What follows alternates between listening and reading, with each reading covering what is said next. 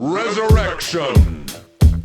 And yo, it's time for it, everybody, once again. Sticks or pads, don't matter if you're a foe or a friend. Go and boot that shit up, run the set, first to three. We got pride on the line, looking for that victory. Got the meaties and the anti-airs on lock, the nooch supreme. We got set play like Windex, you'll be saying that we're clean. So without further ado, holler out, let's fucking go. Join us in the Bahnyard and let's kick off the show.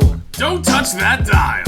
It's that time once again, so get yourselves comfy.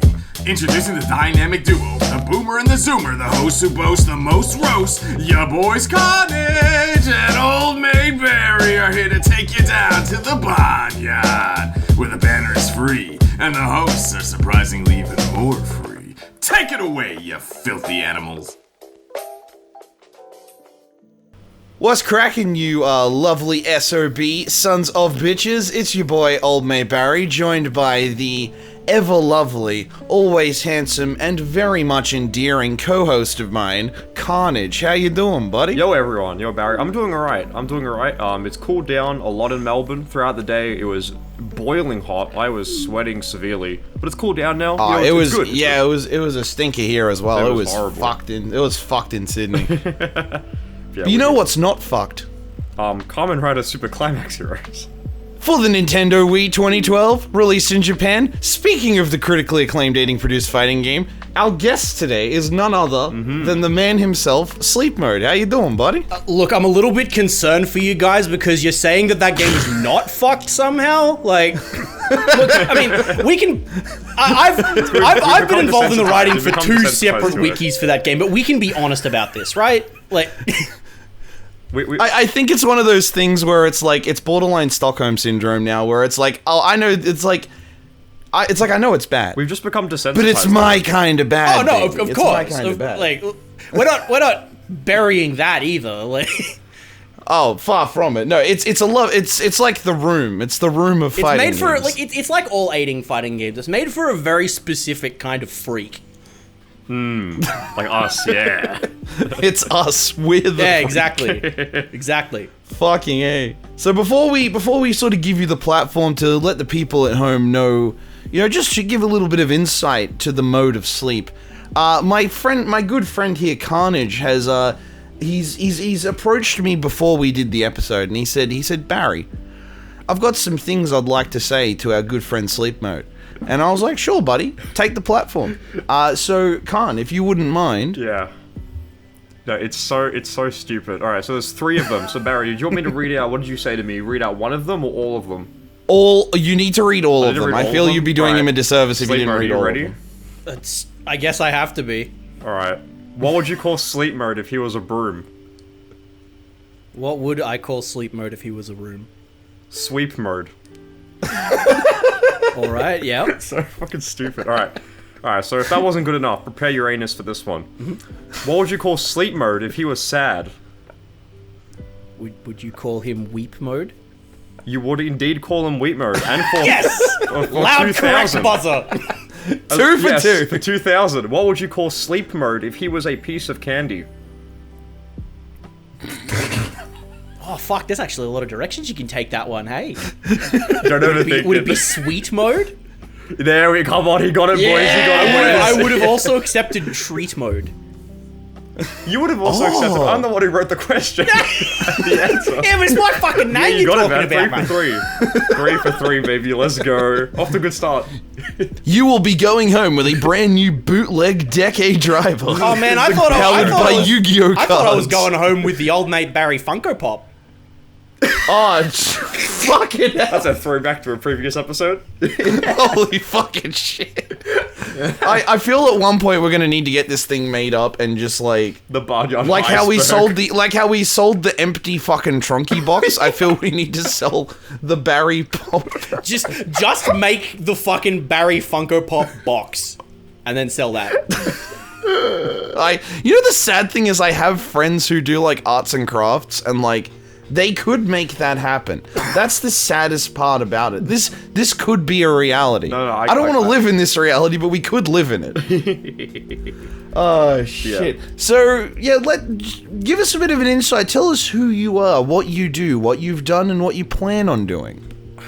Fucking giving everyone my life story, Jesus. No, okay, so Yeah, by all means, go for it. You're an endearing person. By all means, Say what you want to say. you're too nice. But, okay, look, we've already had like the basic introduction. I'm Sleepmode. All my friends call me Oren because that's my name in real life. There's a select few of people who call me variations on Isen because that was the handle that I used to go by a very long time ago. Shout out to Weng who still calls me Kasissen.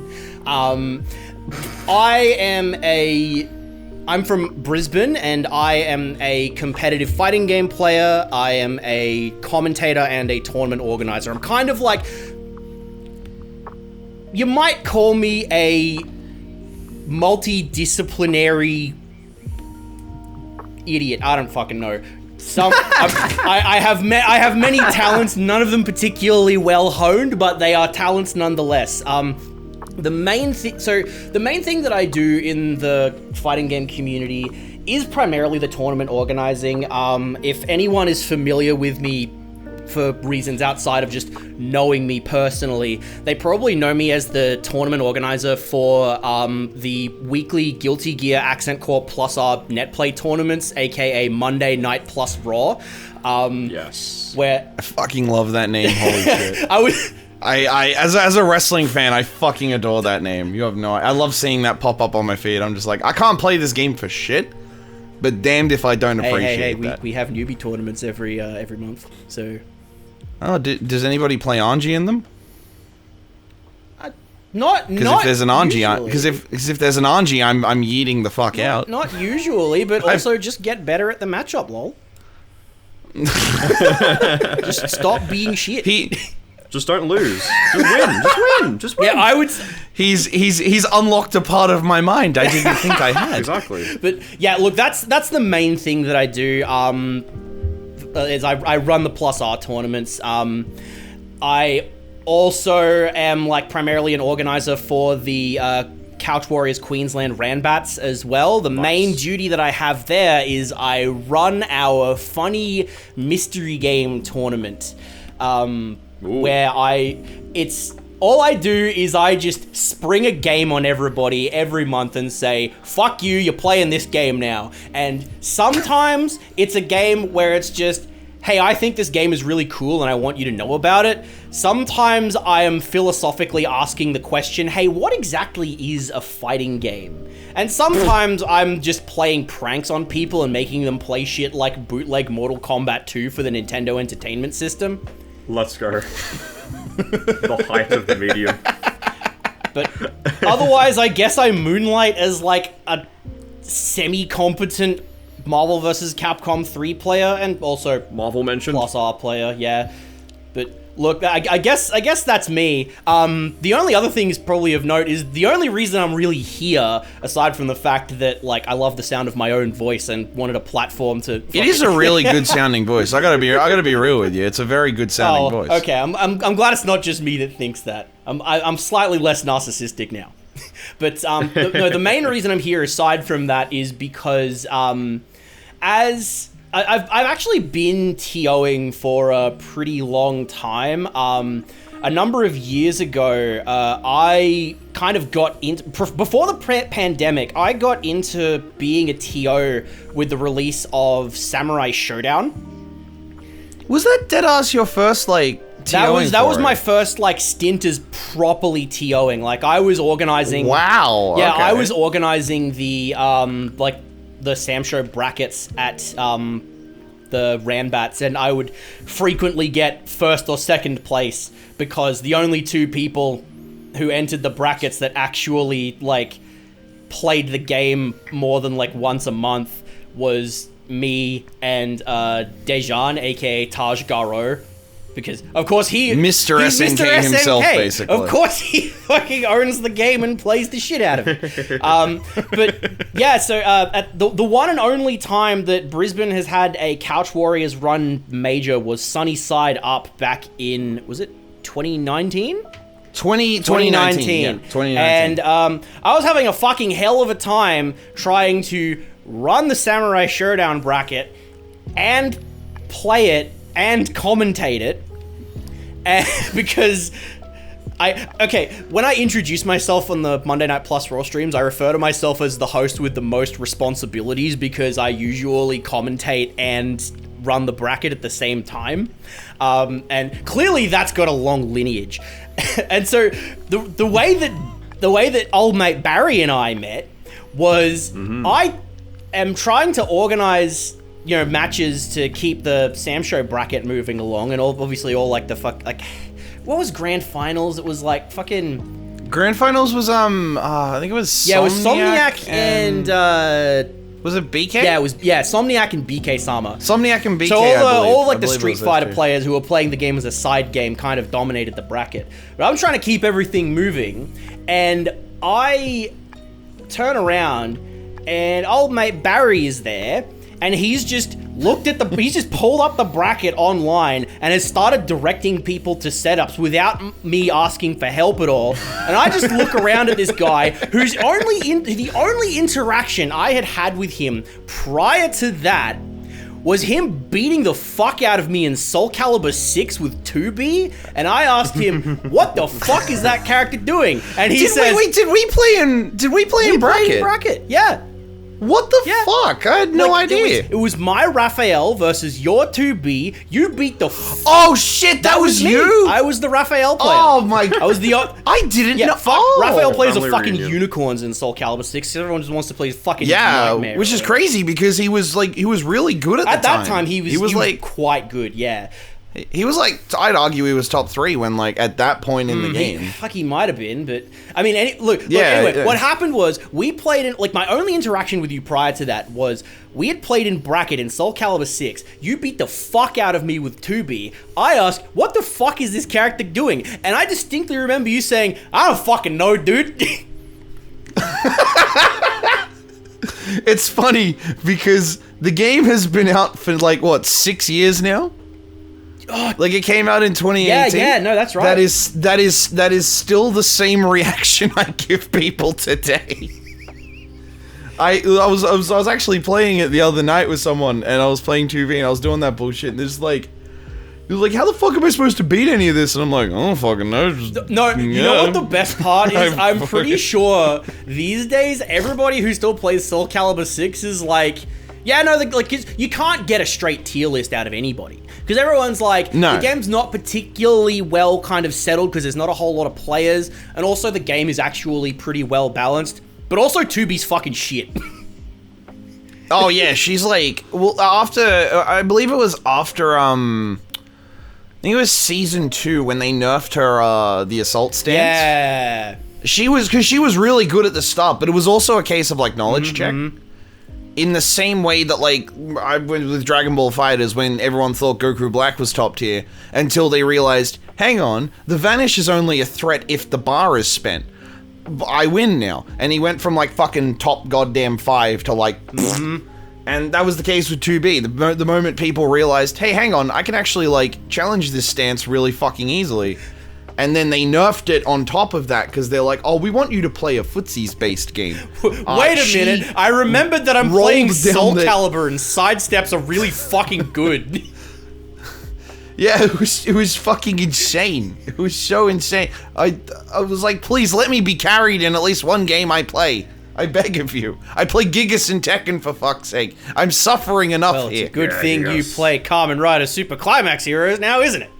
Oh, boy, I'm not only carried, oh my good lord, they flying me state to state, baby. Maybe 2B will be good in a Grand Blue. I've already specifically told people, the moment that I saw her get announced for that shit, my initial response was the exact same response that Runis gave when Hilda was announced for Soul Calibur. And I quote, you are all fucking done. Count your fucking blessings. When that character drops, you are all dead. Oh my god, no. Because I remember Runis did the same shit. No. We know better. We should know better than to give Runis a fucking character who twirls a stick as good as Hilda. Fuck. I literally remember the day that, like, Hilda was announced. I have never seen more emotion out of... And he's already a pretty emotive motherfucker. Like, I have never seen him pop off as fucking hard as he did. You know Truly, that we were guy all was in grinding fear. the fuck out of Hilda's ring out combo in Soulcalibur 4. Oh my! I think he had tech. He had tech named after him as well, if I recall correctly. I need to look into this because I know that it's an actual thing. But like, he was really renowned for his Hilda play. So the moment that I saw that this character was getting added to 6, I did in fact cry a little. I fucking wept. Fuck, I forgot he's like kind of legacy Soulcalibur. Like, I forgot he fucking went that far. Yeah, back. he's an old head. He's a fucking old boy. Not as much of a fucking old head as me, because I still think that Soulcalibur 2 is the best one. Yeah, Link. Yeah, the boys. Actually, okay, my actual opinion is that I think Soulcalibur 1 and 2 share, like, they share the joint top spot for me. Soulcalibur 6 is like right underneath them. Can I while we're on the topic of Soulcalibur, because I don't get to talk about it much because I don't get to play it all that much, but it is genuinely one of my favorite fighting game franchises of all time. It's so good. Let me tell you something though. I fucking hate Soulcalibur 5. Let him cook.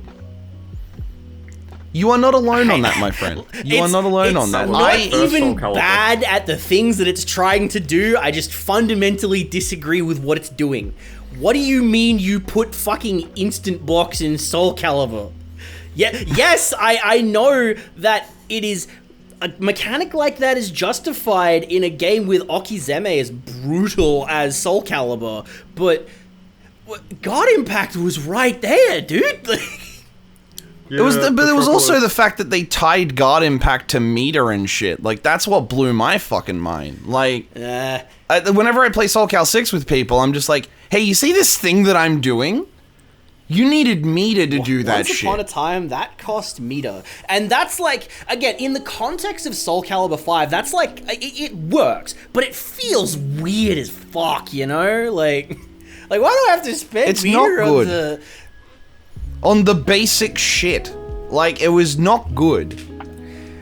Like, I was a war criminal in that game. I played Viola. So, like, I was a genuine bona fide piece of shit. Let me tell you something. I played Soulcalibur 5. Like, okay, I have been playing fighting games since, like, 2010, 2011. That was about the time that I got into the competitive community. I started learning, like, you know, I was playing Akuma in Street Fighter 4. I was playing Kazuya in Tekken 6.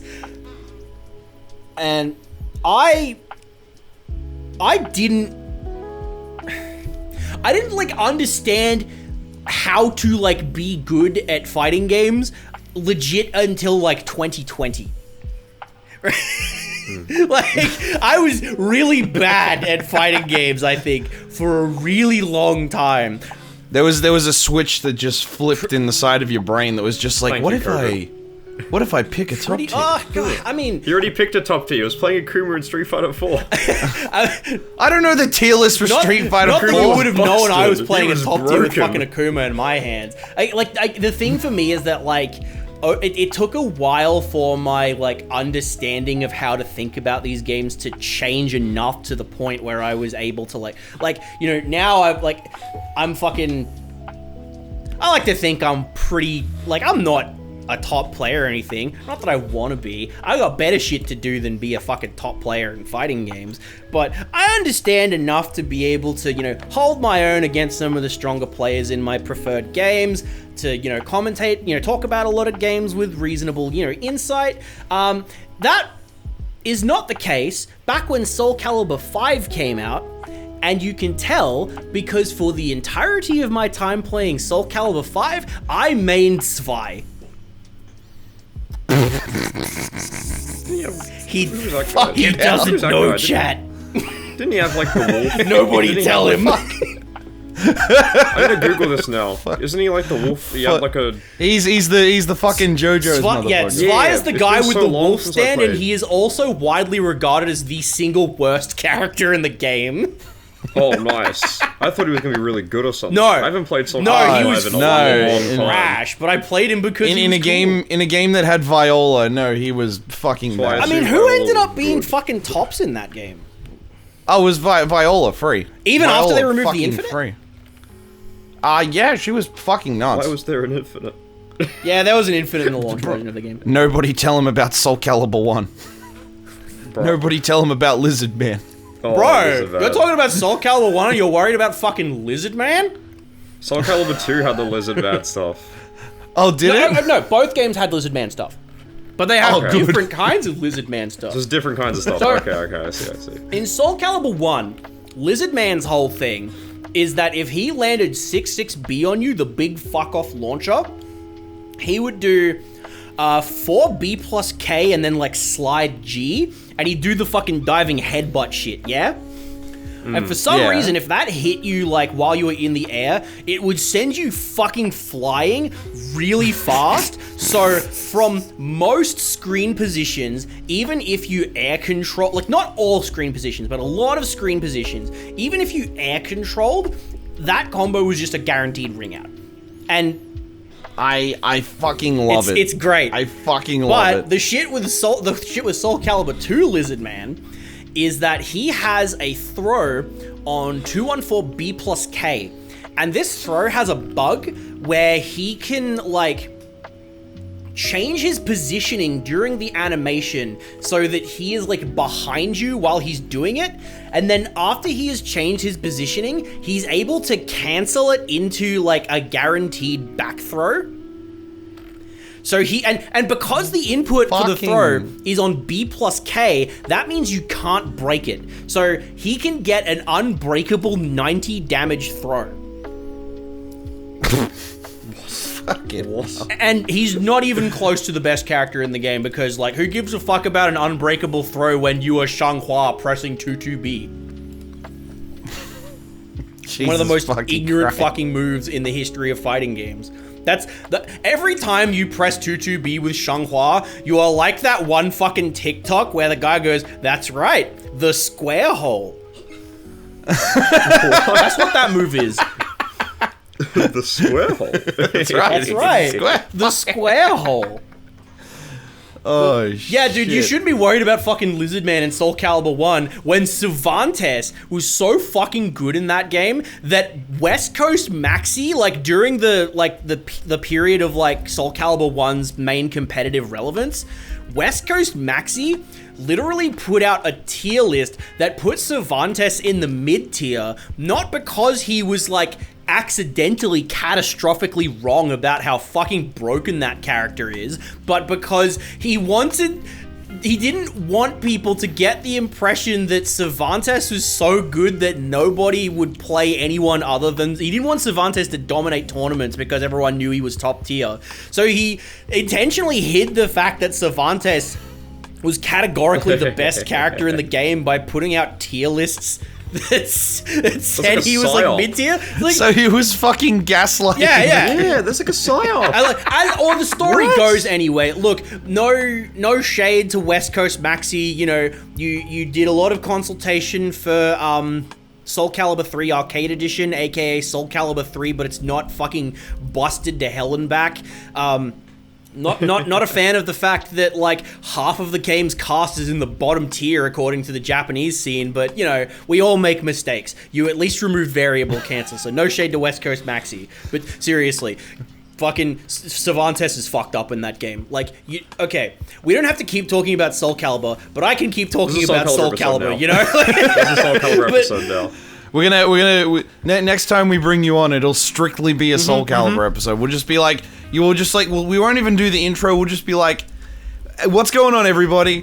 Soulcalibur. Hot Take it away. 5 is the best one. Piss off all the Soulcalibur fans. And then if we've got some extra time left over, then someone can be like, "Hey Barry, what's your opinion on Power Rangers Super Mega Force?" Fuck! You and the rest We can of just the have a entire whole- internet. Bro, I'm not starting Bro, myself. I'm not starting it's myself. okay. Surely there's another It's topic okay, we can talk Barry. about, isn't it? It's okay. I'm not doing just it. I'm just not doing watch. it. Just think of Time Force. Just think of Time Force. God, Time Force was so fucking good. God, Time Force was so fucking good.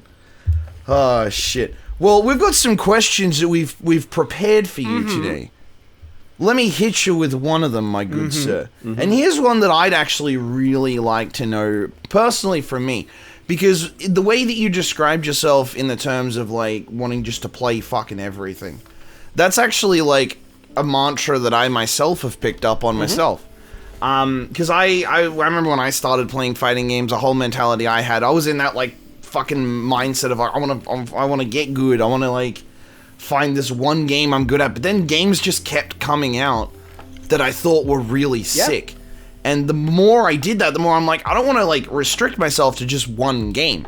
Because like there's so much good shit. And that's why I've sort of taken the mentality of like the fighting game nomad per se, where I'm just going to fucking play everything. I don't give a shit. I don't want to be the best, but I want to play everything. And seeing you do that and like having the knowledge you have of so many different titles, it inspires me to want to like do that shit myself. And I like to pride myself on that personally. So before we go with the question, thanks for being a sick cunt. But in saying that, you know, because a lot of the titles that you're posting about and a lot of the titles that you're really like deep diving into, they're not exactly like the mainstream like releases out there at the moment. They're more of like the underground stuff, the grassrootsy things. So I gotta know, like, what drew you to sort of seeking out these like lesser known, like not mainstream titles? Like what's the incentive for you? Okay. I need to deep delve that fucking brain. Yeah, all right. No, that's a good question. That kind of gets to the core of the, because look, I have in the past couple of years, I have taken to, because you called yourself a fighting game nomad, yeah?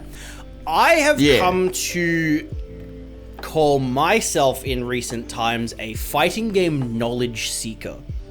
And it was when when I kind of discovered that title, for want of a better term for myself, that I kind of gained the most clarity that I've ever had on like why I'm doing all this fighting game shit in the first place. But as far as like what drew me to the obscure, you know, the road less traveled as far as fighting game releases are concerned, I've just kind of, well, I mean, look, I grew up playing fighting games. Like, my childhood in terms of video games can be defined by exactly Final Fantasy and Namco fighting games. Like, I grew up playing, like, one of the first video games I ever owned was Tekken 3. And it just fucking went, it snowballed from there. I've been playing Tekken games on and off ever since. I played so much fucking Soulcalibur 2 when I was a kid, you have no idea. And like, so I've kind of been playing fighting games for a while, and I've always loved the feeling of like discovering something, of like doing shit, recognizing that like something significant or like, you know, important has happened, and then like making a note of that for later, going, oh, that was cool, how did I do that? And then I, you know, find a way to replicate it, and it all, and, you know, I'll remember that, you know, that was really cool, it's really interesting. And that kind of eventually spiraled into just like a general fascination with the fighting game genre as a whole. Like, obviously as an 09er, I got my start with like, you know, Street Fighter 4 and Tekken 6 as far as like, you know, trying to play games competitively. And then that kind of eventually led into me becoming my true anime player form when I started playing BlazBlue Continuum Shift Extend competitively. But really, like, you can draw like my general fascination back to like my earliest kind of independent experiences with fighting games, when like, you know, little, you know, baby Sleepmode had a computer with internet access and the ability to find out about direct download websites. And one of these DDL websites that I went to had like a fucking mega thread of what they called like doujin games. And clearly, not all of them were doujin games, because alongside like Melty Blood React and like Eternal Fighter Zero probably, one of the games that I had an early exposure to was a game called Guilty Gear Exec's Sharp Reload. Not a Dojin game, but it did have a PC release. And I was immediately fascinated by just like the fact that this game was nothing like anything I'd ever played before. It was like, I'm pressing fucking these buttons in like this order, and I'm doing this cool ass combo with this soul guy who looks really cool, and the music's fucking awesome, and like, oh, this is the greatest thing I've ever done, greatest thing I've ever played. So yeah, there's just kind of been like a general fascination with like the fighting game genre like broadly, and I didn't really become the like deep diver that I am today until I started playing Kamen Rider Super Climax Heroes. That was like that was the turning point for me, because I found out about that game not through knowing about Kamen Rider at all, but through a YouTube channel that I had followed called run by a guy named Triple the God. And he had been like making sort of videos about the Climax Heroes series for a while by that point. He's like, you can find him covering, with videos covering like Climax Heroes Forza even. And he made a couple of like character tutorial videos for Kamen Rider Super Climax Heroes. And I was like, oh, I've never seen this game before. This game looks kind of interesting. Like, it's got this crazy like movement system, and it's got all these like funky meter mechanics and juggle combos and stuff. And so I kind of just started messing around with the game from there, and that was the point like where I got into like becoming this, researcher almost, because that was the first time I ever wrote a wiki for a fighting game. And I wrote the original fandom wiki for that game almost entirely by myself. Shit.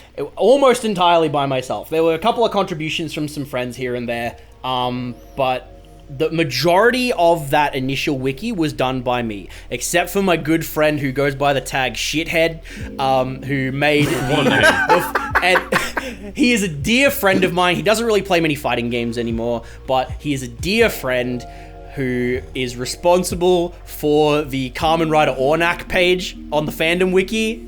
And that shit is a fucking global treasure. That needs to go in a museum. That page is so goddamn funny.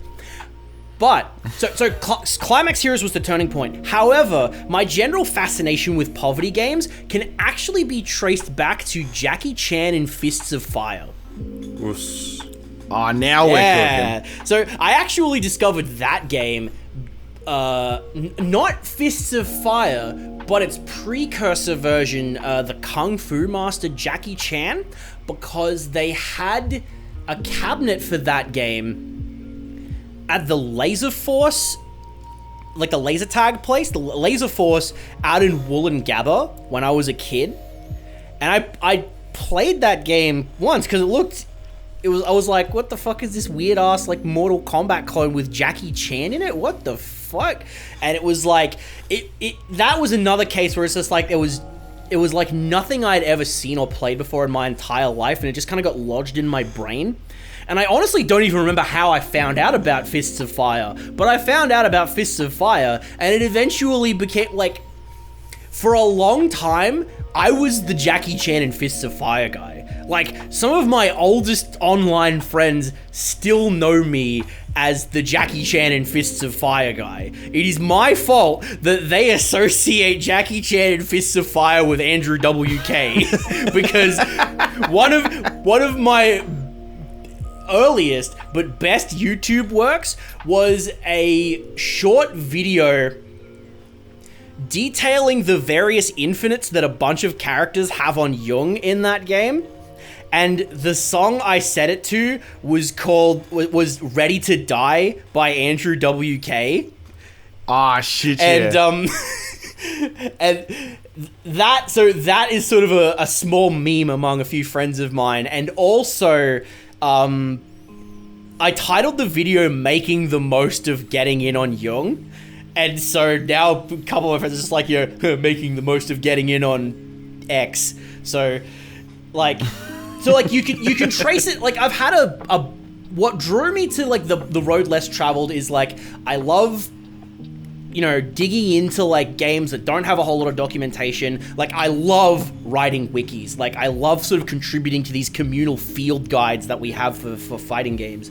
And, like, not even necessarily to give people information to compete, but just so they can, like, look, like, if they come across this game and then, some kind fellow has written a whole bunch of shit about it that tells them kind of the basics of what's going on and, how to understand it. And well, that's always the most daunting part of trying to get into games like the lesser known titles, because like you've got shit like Dustloop and that really help you sort of get into like the more renowned Arxis titles. You've got very well established communities and groups for the more mainstream titles, but like I remember I had the same problem when trying to learn Climax Heroes. Like, I think the only real guides I had before, I think it was before you directed me to the Discord, was me just looking. I think it was your the two little combo compilation videos you did.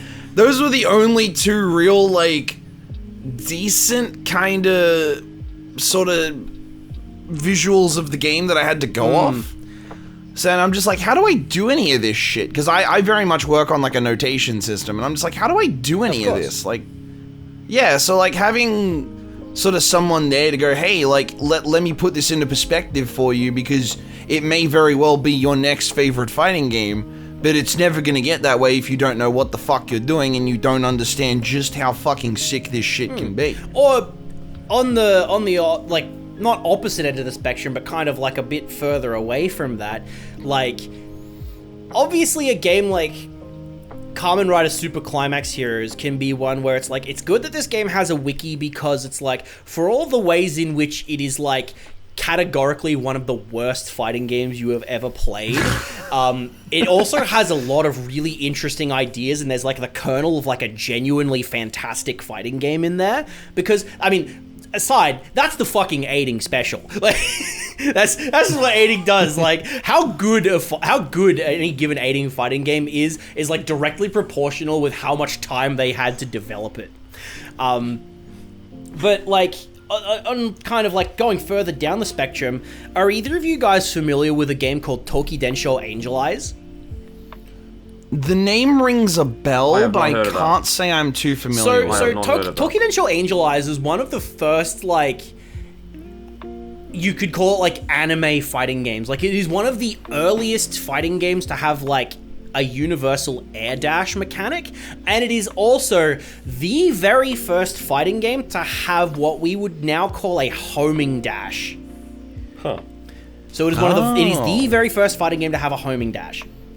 And that game is like, that game deserves a wiki, and people are working on it. That game deserves a wiki because people deserve to understand how that game works so they can learn from the mistakes that it makes. And look, I love Angel Eyes. I think that game is absolutely wonderful. And let me explain why. So, Angel Eyes was incredibly experimental. The way that round start works is, instead of just you stand on the ground and then round one fight and then you go at it, what happens is you stand on the ground, you get ready, go. When the announcer yells go, both characters automatically jump at each other, and the round starts in the air. Nice. Oh, Jesus. And characters have genuine touch of death combos from round start. They also have touch of death combos generally, but they have them from round start. And the reason that they have touch of death combos in all circumstances, but again, especially at round start, because both characters fucking jump at each other and you have no say in the matter, is because when this was a Tecmo game. This game was being developed alongside the first Dead or Alive game. And oh, wow. And so when this game was being developed, the designers thought, okay, so we've got, air dashes and these homing dashes, and you can, chain moves together, and we've got this system where you could, certain moves have, pursuit attacks that you can go into, and we've got this, really kind of, for the time, incredibly flexible and open-ended combo system. So,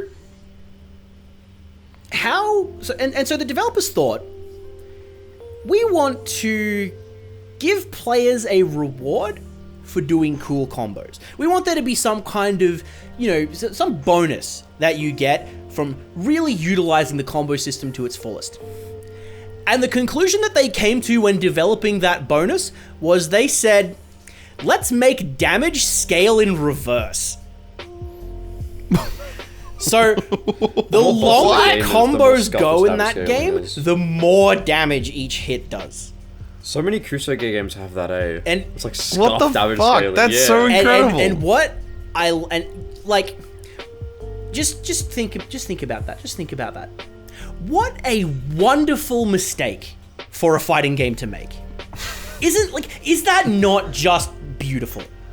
That is not the result of someone making a fucking oopsie with the formulas and the code. It's not the result of, the game just being irreparably fucking, made out of duct tape. It's the result of someone trying to do something interesting and fun with their game and not fully understanding the implications of it. What a wonderful and important mistake to make when developing a fighting game. Fucking outstanding. We have to run it a BAM.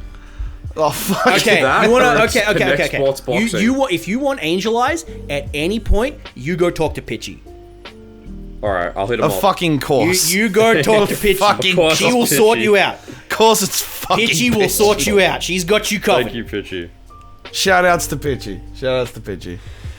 But yeah, I suppose I talked for entirely too long answering your question, but yeah, you can. I'm gonna be real. That's shit I wouldn't have known otherwise. Ladies and gentlemen, we all got some fucking.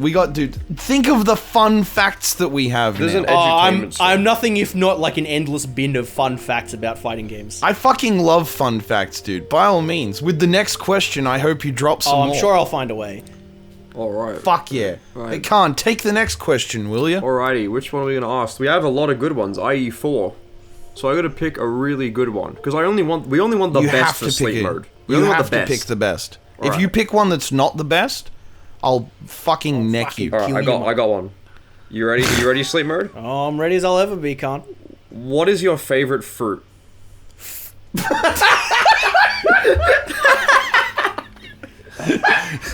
Okay. Don't you know, Khan? Gods of poverty love apples. What kind of apples? There's more than one type of apple. You gotta be specific. Oh, it's Pink Lady. Easy. Pink Lady is categorically the best apple. They're kind of mid. Whoa. I'll keep it real with you, Oren. They're kind of mid. Fuck! Green He's bro, dropping- green apples. He hit you with the. He's having a fucking He's serious dropping the talk with government. me. Oren mode. I'm dropping the government. Green apple. Bro, green apple's clear. Green apple's clear. I'm sorry, they do though. You know what? I respect it. I respect Thank you. it. I respect your opinion too. I respect it because you didn't say Red Delicious. Nah. Yeah, we don't fuck with that. We don't. The irony is they're not delicious. Yeah. They're bitter. You can say it in your name all you want. It doesn't make it so. It's like saying the Democratic People's Republic of North Korea. It just doesn't work. You know, it's just too completely the juxtaposition is. Yo, just he's kind of spitting though. Yo, somebody call this man brothers because he's spitting facts. Talk your shit, kid. Facts, my brother. Spit your shit indeed. Facts. Actually, I thought of another question that could be really because sleep mode is just like a wormhole for Kusoge, you know. So okay, here's a question I just thought of. I love What do you that think is the wormhole. I most, dig it. I dig it.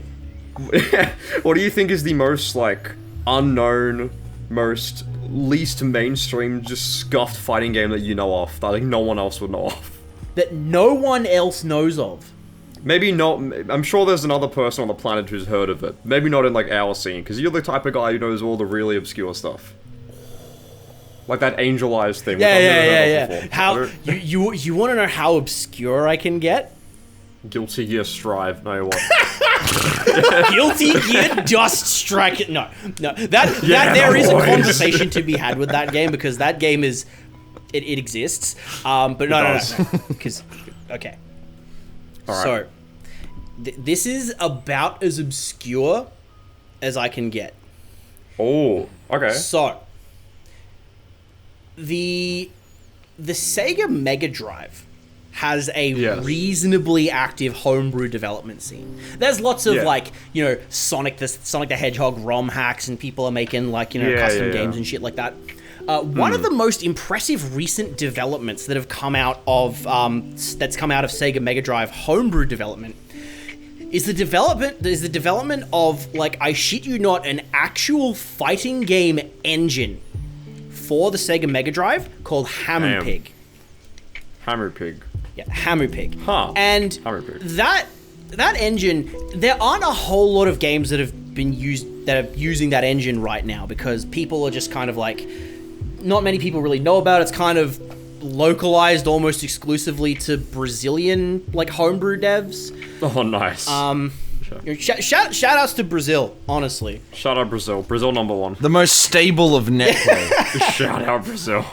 But many a beautiful Ken main lives in Brazil. But also, my like, goodness. because of how fucking, like, prevalent Sega consoles have been in Brazil for an incredibly long time, like, you can still buy Master Systems there, I'm pretty sure. Yeah.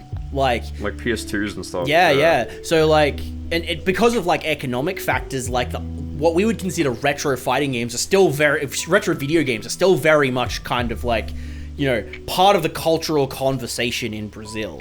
And so because of that, like, that's why there are, like, quite a few sort of Brazilian homebrew developers for the Mega Drive, especially with, you know, emulation being very easily accessible. And the most, I think, well-known and polished like fighting game made with the Hammer Pig engine is a game made by a developer called Usagiru, and it's called Kunio no Netket School Fighters, which is like, it's a fighting game that uses the Hammer Pig engine, and it uses like character sprites and stages and everything from the River City Girls games. Oh. That game fucks. It's also not the game I want to talk about. Ooh. Oh, shit. So, because we're going even deeper. Oh, no. Because that's, like I said, that is the most well-known Hammer Pig game. Yeah. I asked this man for a fun fact, and he's delivering. That's the most... He is Kunio cooking. no Netket School Fighters is the most well-known Hammer Pig game. That doesn't mean it's particularly well-known, but people know about it. Like, you put out a clip of a fucking, you know, single move touch of death combo in that game, and, you know, people find out about it, and they go, what the fuck, this game is cool as hell. Because the people want the garbage. I shouldn't call it garbage. That game is a genuine, like, when it's homebrew, it's allowed to be, like, broken in all of the ways that it is, because it's a genuine, earnest effort. And just one more fun fact before I get into the game I actually want to talk about. So Kunio no Netket School Fighters doesn't have throws. Huh. Like, you can't throw people in that game. You got high-low mix-up. You've got fucking high-low mix-up in that game. But you don't have throws. And for reasons we'll get into, I thought that the Hammer Pig engine, because it's still like pretty early development itself, I thought that the Hammer Pig engine just didn't have the capacity for people to program in throws. The developer of the game comes into my mentions one day and he says, oh no, you can put throws in the engine. It's just really complicated and I haven't really figured out how to do it yet, so I'm just saving it till last. Which is fucking awesome. And also your reminder, listeners at home, that making video games is really fucking hard. As long as we're clear on that. It's not easy. It's not easy. And, okay, so that's kind of the basis for the Hammer Pig engine. The most obscure fighting games, I use plural for a reason there, that I can think of, utilize this engine. And they're related titles. They are called Fight Game 2 3000 and Fight Game 3 500. Fight game. What happened to Fight Game 1? What happened? Listen, don't even worry about it. So, What? Don't worry, it's fine. okay, so the Fight Game series, as it were, is another, like, single developer effort, and I am fairly certain that it is like, you know, like a lone indie developer just experimenting with this engine and just kind of doing, like, throwing a proof of concept out of there, showing, okay, I can make a video game using this engine that in all of the superficial ways resembles a fighting game. Fight Game 2 3000 is it is the first of the Fight Game series, obviously. It's called Fight Game 2. Yeah, Fight Game 2 3000. I found a video of it now. I'm watching it now. It's just, yeah. Wow. Would that video happen to be... Oh, wait, no, there's actually official, like... It was uploaded 14 hours ago as of recording. Really? Yeah. They knew that you were going to talk about it here. Well, okay, Bahnyard. So the reason that I know about this game is because every year, me and a bunch of friends get together to organize a list of 25 fighting games. And we make our good friend Tyrone Summer on Twitch, go give him a follow, runs an event every December called the Kusoge Advent Calendar. Oh my god. That sounds awesome. I'm one of the people that organizes the games that Tyrone Sama gets to play on the Kusoge Advent Calendar. And it was 2 years ago that I discover Fight Game 2 3000 in my travels. And I go, a bootleg in 2022. It's not a bootleg, it's homebrew, it's different. I'm allowed you have to be nice to homebrew. You gotta be nice. You don't have to be nice to bootlegs. You have to be nice to homebrew. But Fight Game 2 3000 is a crossover fighting game. Yes. It's a 6-button fighting game like Street Fighter. It's a crossover game. Your characters are Kyo Kusanagi, Iori Yagami, Terry Bogard, Haomaru from Samurai Shodown, Genjiro from Samurai Shodown, Gilius from Golden Axe, Golden Axe, what? and Ken Masters as a secret character. Why Gilius? He's not even from... One of those characters is out of place. One of these things Not even from a not fighting like game. the others. The other. One of these things doesn't belong. Huh? Yeah, why him? Because that was just one of the sprites that he had lying around, I guess. And, Fair enough. So, how do I briefly summarize the way that this game works? So, this is a game where, the defining feature of Fight Game 2 3000 is the single most illegal fireballs you have ever seen in your entire life. Damn. Because every character, almost every character, has a fireball where the startup is reasonably quick, the recovery is insanely quick, and the fireball travels incredibly slowly along the ground. So imagine basically everybody has like Stun Edge YRC, but for free. Think of it like Amazing. that. So you just throw a fireball and like you just get to walk in behind it, and it's like more fucked than when Guile does it. I was thinking of Guile. Yeah. So think of it like that. So the fireballs are used for two primary things. They are used for combos because everybody can trivially combo into and out of them because they have 10 million years of hit stun. And also, a meaty fireball on your opponent's wake up is unblockable. What? What? You heard me. So if you somehow manage to knock your opponent down instead of just fucking killing them by doing like normal fireball, normal, then you just make them wake up into a meaty fireball and they die. And That's in fact, fun. in general, almost every single attack in that game has absolutely illegal amounts of hit stun. Like, if you have ever wanted to feel like Daigo but can't do one frame links, just fucking play this game. Play that game. Like, Kyo, what he can do is he can, like, jump at you, land a deep jump heavy punch, then he can, like, once he lands that, he can jump again, do rising jump heavy punch, that combos, he lands behind you, and he still has enough time to link, like, close medium punch. Damn. Like, you just fucking make shit up in that game. However, there are a couple of critical flaws in that game. Well, okay, there is one critical flaw in that game. And it's that Player 2 fucking sucks.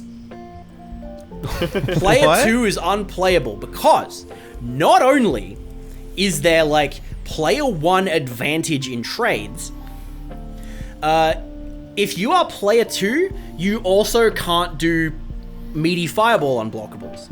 Because, for some reason, Player 1, I think, when they're knocked down, Player 1 loses the, like, they can't get hit by the fireball, but when they're knocked down, they still have, like, the collision that erases fireballs when they're knocked down. So if you try to do a meaty fireball on Player 1's wake up, the fireball just disappears into the ether. So, What the fuck? characters who don't have particularly stable combos can't even do meaty fireball unblockables.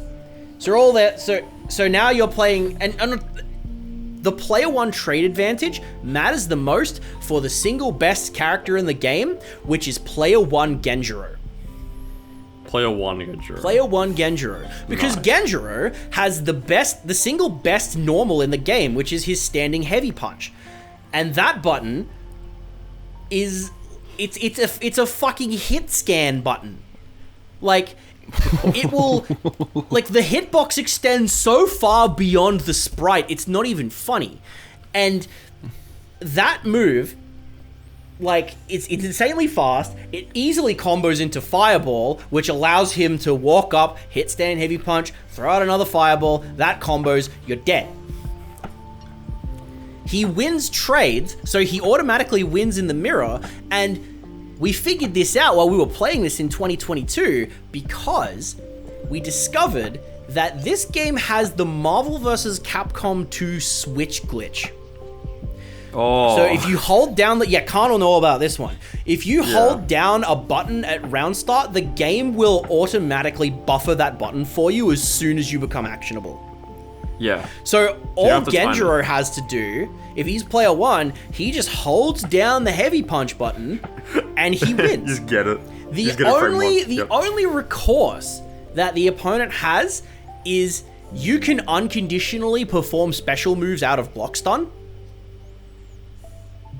What the? You just get free guard cancels. So you just You fucking just do it. you have to block the standing heavy punch at round start and then try guard cancel special and see if that works. There is so much more to this game as well. Like, the game has no handler for like ties. So if you have like a draw, you just replay the round. Oh, it's one of those. Okay, so it's like Guilty Gear logic when if like one person already has a round up and then they get like a draw, it's not No, you're overcomplicating it. Oh, they just replay it. You just replay it. Nothing happens. You're back to the start. Fucking You just replay it. Nice. get it. Nice. There's so much more that I could get into. I would need to give you video examples, but I'll leave it at that because I've given you the basic picture of this game. So that's Fight Game 2 3000. What about Fight Game 3 500? Well, Oh my gosh. Fight Game 3 500 is a genuine improvement over Fight Game 2 3000. And that is for multiple reasons. The first is that it has more characters. So it adds Takuma and Mai from the King of Fighters. Oh, nice. It is also an improvement over Fight Game 2 3000 because it removes Genjiro. No, not my They boy. removed Genjiro. Genjiro.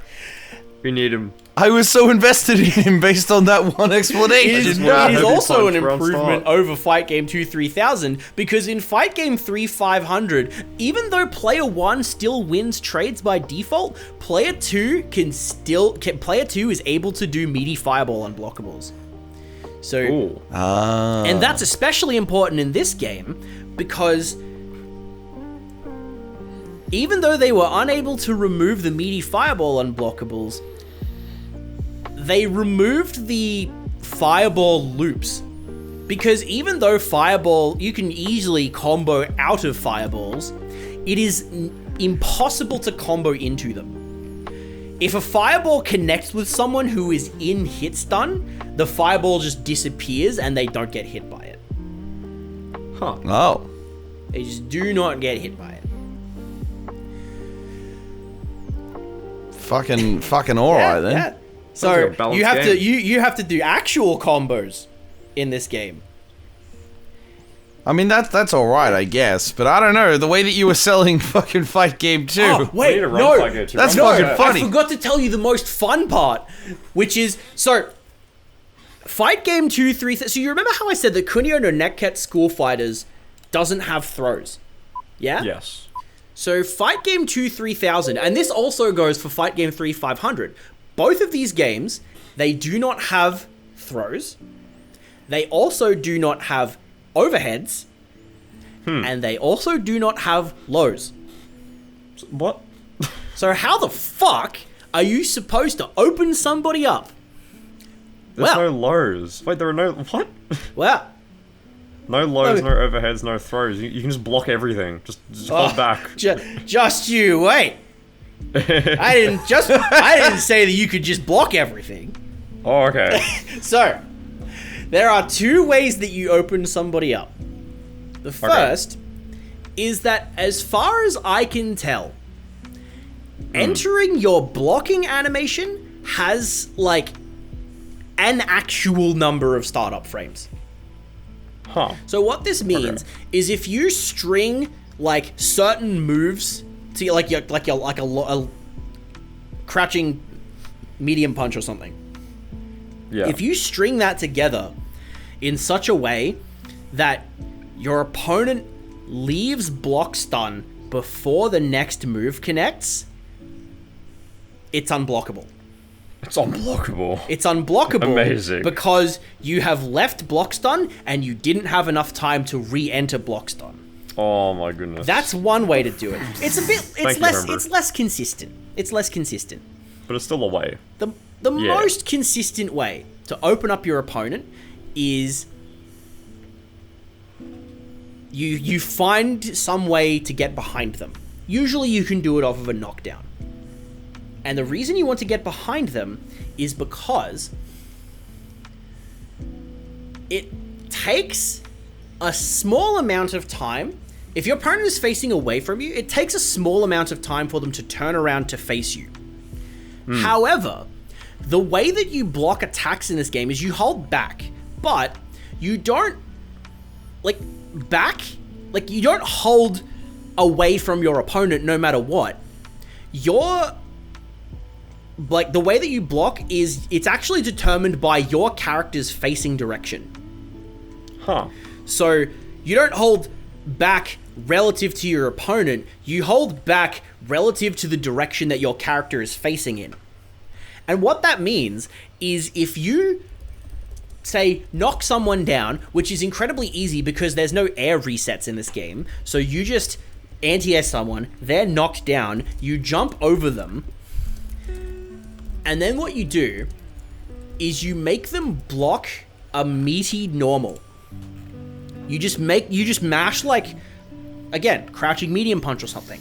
And what this does is it creates a situation where so you automatically have to block this cross up, essentially, if they time it meaty, because you haven't turned around yet. Okay. So if they just keep mashing like crouching medium punch, then you just keep blocking that cross up. However, if they delay that crouching medium punch, even just a little bit, your character turns around, which means you have to block it the other way. So every single time you block a move while you are facing away from your opponent, that is like immediately, it's a series of nested 50-50 mix-ups that are just, you cannot see it at all. That sounds amazing. When are we running the set? This is why we need Sunny Side Up too. This is why we need this shit to happen. I won't make any promises, but keep your guys, he's Keep making your promises. ears to the ground. open your eyes for the next fights. I'll say that much. Oh, Speaking of fights, we have time for one more question, and it's a question that I specifically thought of because fuck you, Khan. Thank you. You give me a platform to speak about fucking tokusatsu, so goddamn help me, I'm gonna do it. I have a question, a theoretical question for you, Sleep. What is your favorite That's the best vegetable? kind of question. It's my favorite kind of question because it leads to many a fun fact. It does. Now, I was trying to think of the perfect Toku question. I came to one that, yeah, it's a pretty safe question, but you can have some fun with it. Who would win in a fight? Akarenja or Kamen Rider Ichigo?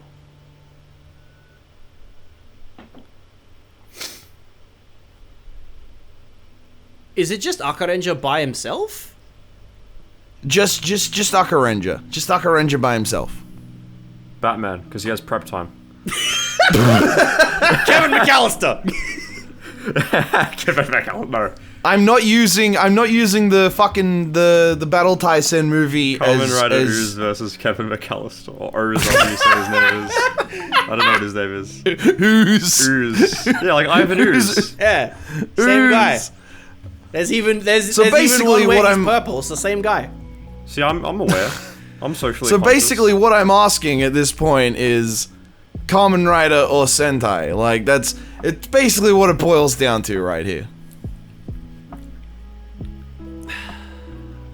Look, no disrespect to Sentai, but I think one-on-one, Kamen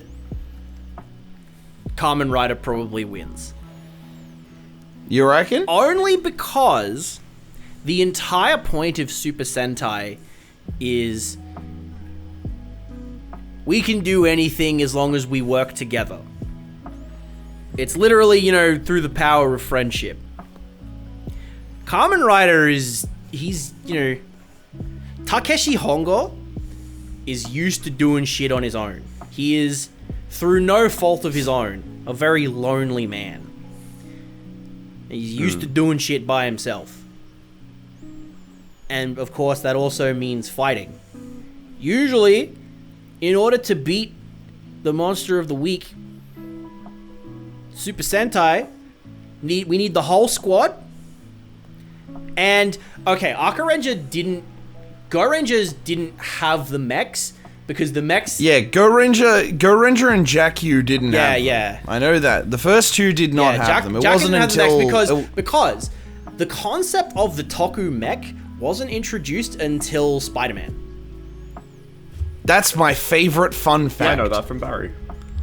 I remember, I told you Yeah. that, Con. I did. specifically told you that. You did. emissary of hell Spider-Man invented Tokumex. Yeah. Which is funny because the follow-up series to that was meant to be a Japanese adaptation of Captain America, Leopardon. which Whatever his name was. fell through, and then later got what? repackaged and made into Battle Fever J. Wait, a Japanese adaptation of Captain Who? Captain America. That doesn't... Okay. What do you mean? I just thought that, you mean it doesn't make any sense? No. Yeah, no, well, but that was the point. Like, if you look at the character names from Battle Fever J, don't and know the what that fact is. that, like, because Stan Lee really wanted a working relationship with these guys, and that's Spider-Man sold like fucking hotcakes over there. Oh, they love Spider-Man, yeah. Oh, then that's why, like, I Everyone think it was a few years later, Stan Lee himself actually approached, I can't remember who he approached, but he was like, I want to do, like, an adaptation of, like, this Japanese show I was watching, that's and it was Sun Vulcan. Ooh. He originally pitched an adaptation of Sun Vulcan, and he was laughed out of the fucking room. Oh. Which is funny, because you look at, like, years later when, like, Kyoru Sentai Zyuranger got, like, pitched as an adaptation, and we got Mighty Morphin Power Rangers out of it. Stan Lee was ahead of his fucking Stan Lee was time. ahead of the curve, bro. He really was. fucking cooked. The Stan Lee. difference He was is that also I don't involved think for a while. Stan Lee gave as much money to the Democratic Party establishment as Haim Saban did. True. Damn, I wasn't expecting that. Tell me when he's telling lies, please. Okay. I remember being kind of surprised when I first found out as like, Haim Saban and his family is like a pretty large political contributor to the. I think they donated a lot of money to the Hillary Clinton campaign. Oh, Clinton Radar. Clinton? Border Patrol. No. Look, Saban is allowed to do Power Rangers. But they are, like, we all saw what happened with Masked Rider. we saw what happened when they did with. They're not allowed to do anything with Rider. Masked Rider. Masked Rider the goat. Introducing Furbus. Thank you very much to that Huggabees video for teaching me that Furbus outdated Furby by like 3 years or so. What a name. I hate that so far. You know the worst thing about that series? Because I can tell you right now that most of the people that hate that series did not stick with it the whole way. I fucking did, because I'm like, surely there's something good in this series that's just really poorly slapping together footage of RX, J, and ZO. Surely there's something good here. Masked Rider, Then the second warrior episode leader. Amazons! And he's getting the names wrong! Yeah, they got that They're shit all way wrong, dude. They got it all wrong! Like, if you go look at that footage and you don't know Kamen Rider, you'll just be like, okay, cool, whatever. But if you know the 7 Showa Riders, you're just gonna sit there and be like, what the fuck? How did you get He's got an X on his head, why are you calling him something else?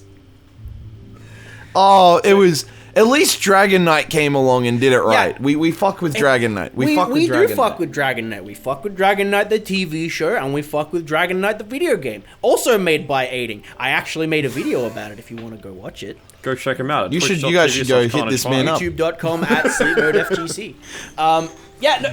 It's like all of the reason that Kamen Rider has like zero presence outside of like fan subs in the West.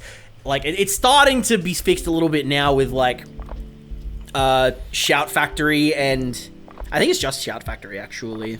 I'm seeing a lot of, like, because I'm also seeing a lot of, like, merch, like, start to make its way here. Like, I know, Animate Abbotsford in the Sydney City, they had one of those, like, fucking lottery things where you, like, buy a ticket, and they had, like, a huge one for, like, Kamen Rider Revice. Oh, yeah. I found there's apparently a capsule machine in Melbourne that's doing, like, Geet stuff. Oh, yeah. Fair enough. Yeah, so, like, it's slowly making its way over here. Yeah, certainly you can trace all of the lack of presence back to Masked Rider being, like, just complete fucking dog shit, because, like... That was that's a famously bad adaptation. And then they, like, made Dragon Knight, and it was like, wait, this is actually kind of good. Like, It kind of fucked. And And I'm not just saying that because Stephen Ford follows me on Twitter. I genuinely thought it was cool. Stephen Ford, that guy's the homie. I love Stephen Ford. He's a fucking Stephen kid. Ford's the homie.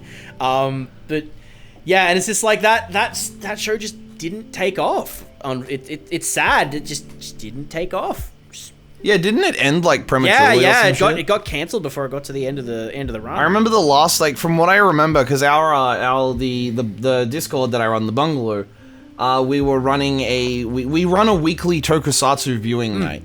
So every Monday we have something called Morphin Mondays. Ah, yes. And at one point we had Kamen Rider Dragon Night. And I was a bit on and off because my work schedule kind of like sometimes fucks me up from getting there on time. And they got to the last episode of Dragon Knight, and everyone's just like, what the fuck? This is a recap episode? Yep. And then it just ends. Yep. The show just ends. I mean, I think it's unfortunate that it had to end the way that it did, but I think that's actually a preferable way to go out compared to the way that some actual seasons of Kamen Rider did. 01?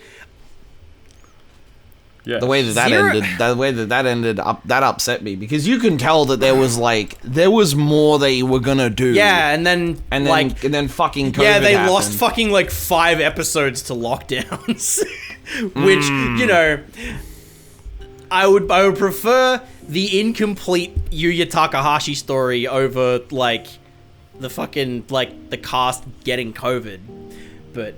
That was actually not what I was thinking. I was like, the most famous example of like a fucked production for Kamen Rider is Hibiki. Oh, Yeah, really? yeah. I thought you were gonna say Decade because I know that one was like. I actually don't know much about Decade's like production. From what I remember, they got sued or some shit because like the whole thing was like promoting like, oh, they're gonna like finish the story and shit, and then the show ended like 30 something episodes in, and the end of the show was in the movie, so they got fucking sued for false advertising or some shit. No. What the fuck? I don't. That's Yes, it was something like that. I remember reading there was a big fucking scandal about That's crazy. No, like You told me the about thing something with like that, Kamen Rider Barry. Hibiki is that show was kind of like crazy from the beginning because originally that show was not supposed to be a Kamen Rider season. It was just supposed to be its own thing, and then it just kind of got retooled into being Kamen Rider because Toei needed a new Kamen Rider season. But what happened? You can tell. Yeah. And it's like, that lends itself to a very interesting kind of atmosphere, right? Like, it's got a unique kind of flavor that you can't get from any other, like, it's a lot more kind of grounded, and the characters are very, like, kind of, you know, down to earth and very realistic, and, like, it's got a very somber kind of tone to it in a way that a lot of Rider seasons don't, and it's, like, really interesting.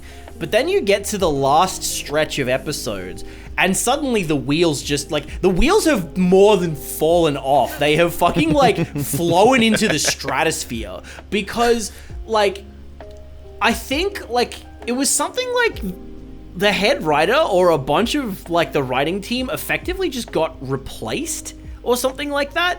And, like, the original, like, they weren't allowed to pursue the original direction for the story.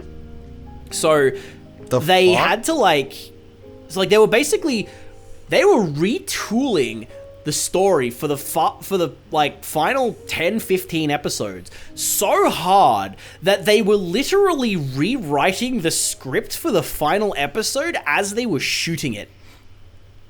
That's awesome. What?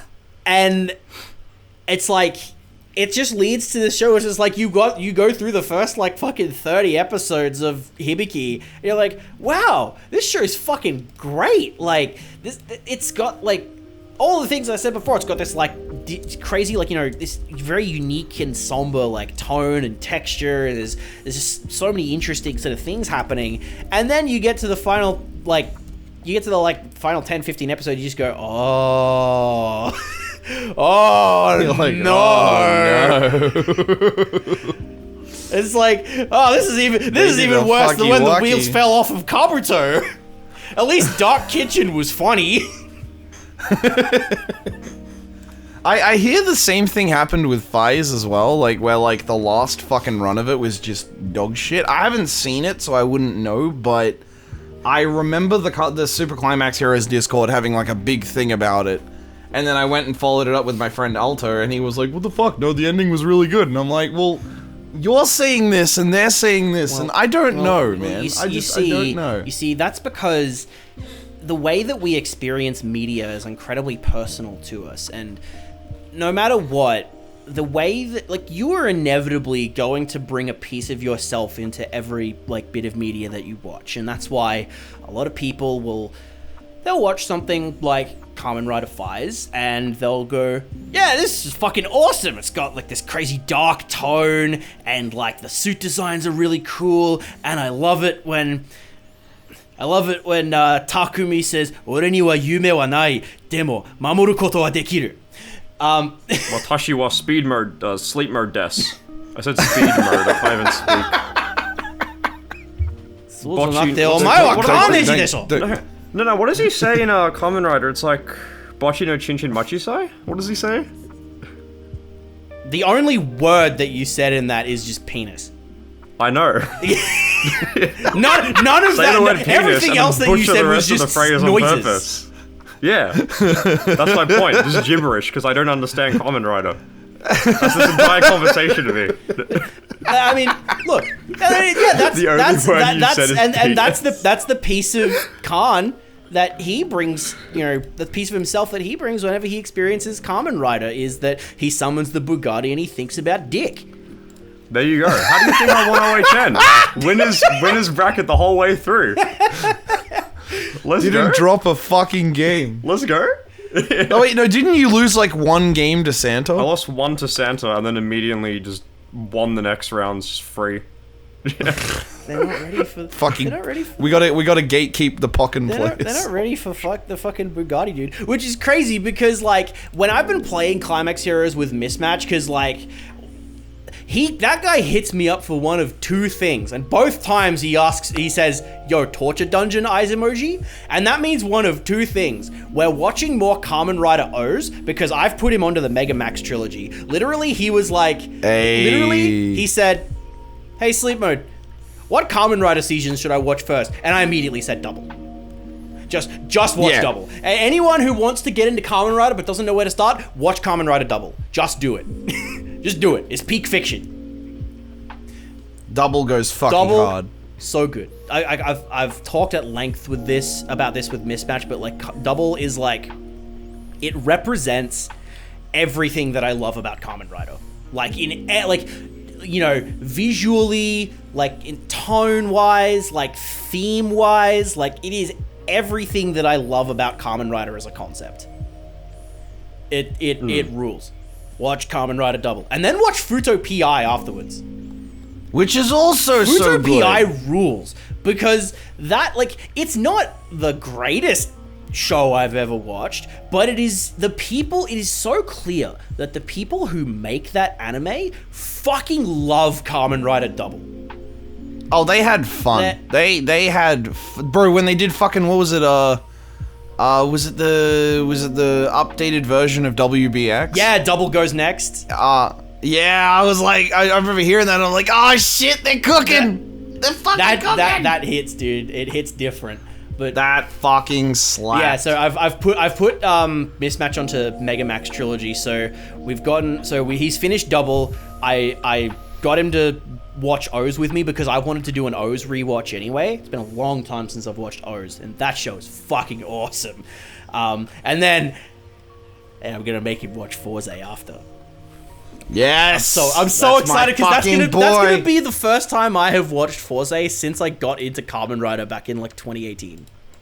Oh man, I remember my first Forze watching. Oh my fucking god! It changes your brain chemistry, dude. You just have, it's just so Gentaro is the fucking serotonin dispenser I never knew I needed. The way, like, I literally just described the opening scene of Forze when I explained the appeal of the show to people, which is, okay, imagine a show that's set in a high school and, like, this guy has received, like, a letter of confession from a girl and he's a bit of an asshole, so he throws it off the bridge and into the river below. And this dude in, like, you know, like Yankee, like delinquent school outfit and a pompadour runs up to this dude and says, "Hey, that was a genuine expression of her feelings, and she deserves more respect from you from that." And then he jumps off the bridge to collect the wet note from the river. We get the opening, which is incredible. And then we get, "Okay, class, we have a new transfer student coming in today." And he again comes in fucking this delinquent looking kid. And he, cleans up his hair a little bit. And he says, "Yo," these are the first words he says that introduce himself properly to the class and the audience. He says, "Yo, my name is Gentaro Kisaragi, and my dream is to become friends with every single person in this school." He says, "Ore wa Kisaragi Gentaro. Ore no yume wa kono gakkou no renchū zein to tomodachi ni naru koto da. Yoroshiku na." Damn. And it's like, Did you do the finger Of point course when I you fucking did that? Good. Of course You you heard- man. fucking, Good you man. you heard gotta, the fuck, you gotta you heard do the it. fucking, beating the chest too. Yoroshiku na. It's just, You gotta do and it. it's like you see that, and you just go, oh, that's what we're dealing with. It's because like the visual perception of a character like that is usually just like he's like an asshole, and he's just so nice. He's just like, the good. He is in the tradition of Kamen Rider like main characters who are just the goodest, most nicest boy you have ever met in your entire life. He is just a perfect little cinnamon roll. Like that. See, this is why I fucking love Gotchard so much, is because it's literally just the goodest boy again. he is the good. He's the goodest Otaro boy. is the goodest boy. I haven't actually gotten around to watching Gotchard yet. I should get into it. Gotchard's really fucking fun. That's good to know, because I'm pretty sure the guy who, like, the writer's the guy who wrote like Ghost and Saber, right? I think so. I really liked Ghost, so that would sell me on it even Right. harder. See, I didn't survive Ghost. I thought, but I think I would have a better time with Ghost now because I have more of like, because I thought that like at the time I was watching Ghost, and I was like, well, this is a bit shit, isn't it? But a bunch of my friends stuck with it, and it like Ghost was lodged in their brains for years because those friends were all Fujoshi. And they're so much fucking like, they're like, Ghost was a hit with the Fujoshi because there is so much like shipping material. Oh yeah. Oh dude, Elaine Yep. is Yeah. Elaine was fucking peak. That's a boy right there. That's my fucking Necrom the goat. How like I even though I didn't even finish Ghost, I have a Necrom brace. Hey. I have a Necrom brace specifically because I think the fact that like the announcer for the brace like sounds so sultry is incredibly funny. Fucking Dai Tengan. No, it's not even the 10 gun Necrom. It's the fact where like you press the button and the first thing it says is yes sir. It's like ooh, Hello. hang on, maybe I like being called sir. I'm shipping myself with the bracelet. Who said that? Oh shit. But anyway, sorry, I got sidetracked because I can just talk forever. So one of two things happens when Mismatch hits me up. Is he either says, hey, do you want to play Kamen Rider? Or do you want to watch Kamen Rider? Or do you want to play Kamen Rider? And because obviously, like, the way Khan's strategy is he has discovered that the Machine Tornado, the Bugatti on Agito, Yes, Bugatti. is Yeah. kind of really good. Yep. And you're going, okay, so my job is to build meter and then do the funny combo. Pretty much. Yep. Yeah. And because, see, Mismatch considers you Khan to be his biggest threat in this game. Because he can play this nice. game with Oh, your logic. damn. And also I because did. you won I OHM. kind of bodied him. So Yes. you're the guy to beat. Bro, I'm carried. I'll admit that straight up. I am carried. Look, no, you know what's funny? Hey, Mismatch got me that in doesn't make you Infinite, not and the it- guy to beat, though. That's the thing. No, I'll tell you why I'm not. Because Mismatch got me in like a pseudo quote-unquote infinite locals. I was like, oh, that's an infinite. That's awesome. I didn't know that you could do that. And he was like, no, you can just like tech roll. And I was like, what? How do you do that? I didn't know tech rolling was in the game. And I won the major. I'm not playing a fucking set with you. I'm giving you a fucking tutorial. Jesus Christ. Bro, Is do this it. are you telling me that those combo videos I did could have worked on him? Guess Probably. so. I mean, sometimes they work on regular people because it turns out it's pretty fucking easy to miss your tech in this game. Yeah. Oh, good. So sometimes the stupid shit that's fake is worth going for. So there you go. True, sometimes you gotta do it. Yeah. So Fucking okay, but like because Mismatch wants to be like, hey, he wants to like be able to consistently beat support attack Agito. Every time we get onto play, a huge chunk of the set is devoted to, hey, can you pick support attack Agito? And the more I play this character, and maybe it's just because of like the form change double matchup, but the more I play that character, the more I play support attack Agito, the more I think this character is actually really fucking overrated. Like the assist is good, but like that's kind of it. Like his normals are really whatever, honestly. Like he's I don't know. Obviously Agito is good, but I think I honestly am beginning to think he's overrated. Oh. Well, let's find out if he wins BAM. I believe in my boy Mismatch. He's been putting in the work with the form change double. I hope. I believe. I've literally been learning Saga, not because he's good, solely because hitting that fucking 51 or so second super is the funniest goddamn shit. So, Bro, I hit that twice in locals in a single round, and the guy playing me was like, "Are you fucking serious?" Okay. And I'm like, so there are "Brew your coffee, boys." there are two major quality of life like things that I want to find some way to patch into the game. The first is mirror matches. I think we need to have mirror matches. Like 100%. Like the game instantly becomes like 10 million times healthier if we allow mirror matches, because people won't be forced to fucking counter pick forever. Or like, and even then, it's like, if you allow mirror matches, then you can have like different forms of like the same character fight each other.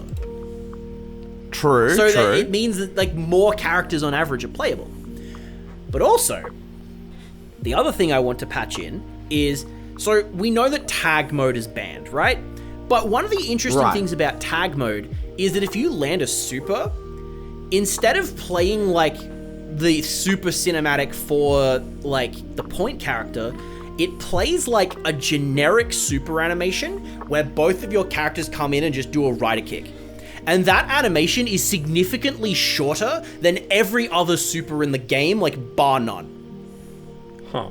So I would like to find a way to like hack the game, I suppose, to make it say, whenever you land a super, we are going to use the generic tag super animation rather than your like unique super animation.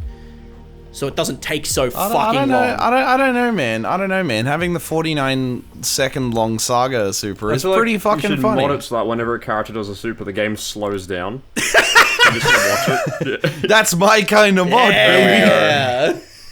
The bracket will never end. Oh shit. All right. Well, we got to start wrapping this shit up. Yeah, I've fucking talked your you. ears off for long enough. And honestly, I've got to all be good. real. This is probably one of the most interesting episodes we've had. I've taken many a fun fact from this that I'm going to repackage and say was my own. Yeah. So thank you very much, Sleep, you handsome fucking devil, you, for giving us your Oh, time. it was my Thank you, pleasure. Sleepmode. Thanks for having me on. I had a lot of fun.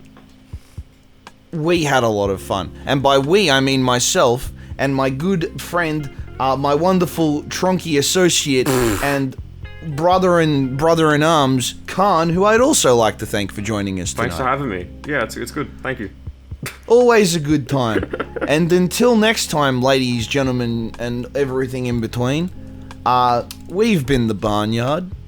You've been beautiful. Now please, do me the solid, do me the courtesy, and henshin, and rider kick yourself out of my fucking house. Good night. You've been listening to the Bahnyard. We'll see you next time for another installment of the hottest mess this side of the ANZ FGC. Until next time, stay gnarly.